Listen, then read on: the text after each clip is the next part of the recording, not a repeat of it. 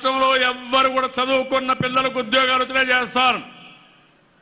ఆ రోజు మీరు చూడండి, నేను చెప్పాను, నా మీద నమ్మకంతో ముందుకొచ్చారు. ప్రపంచం అంతా తిరుగుతున్నాను. ఇన్వెస్టర్స్ మీట్లు కూడా పెట్టాం.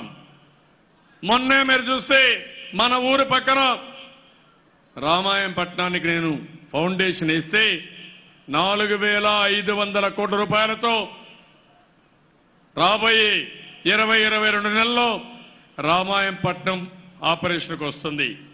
అదే రోజు ఒక కాగిత పరిశ్రమ 24,000 కోట్లు పెడుతున్నారు. ఇండోనేషియా కంపెనీ పెడుతున్నారు.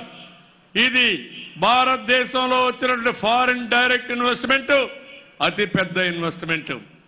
ఆ రోజే నా పాలసీ చూసిన తర్వాత అదానీ వచ్చాడు.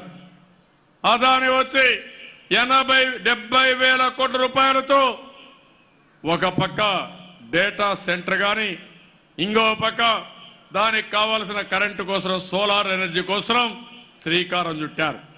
అంటే ఒకే రోజు 1,00,000 కోట్ల రూపాయలు పెట్టుబడులు వచ్చాయి.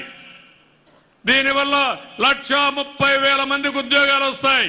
తమ్ముళ్ళు, ఇది జరిగింది నమ్మకం వల్ల జరిగిందా? నమ్మకం లేకపోతే వస్తాయని అడుగుతున్నా. రేపు వైఎస్ఆర్ పార్టీ ఉంది, ఆయన వస్తే అందరికీ భయం, మళ్ళా ఈయన ఆయనతో కూడా జైలుకు తీసుకుపోతాడనే ఉద్దేశంతో పెట్టుబడి పెట్టేవాడు కూడా తప్పించుకొని పోతారు. ఎవరు పెట్టుబడులు పెట్టరు. అది వీళ్ళ చరిత్ర.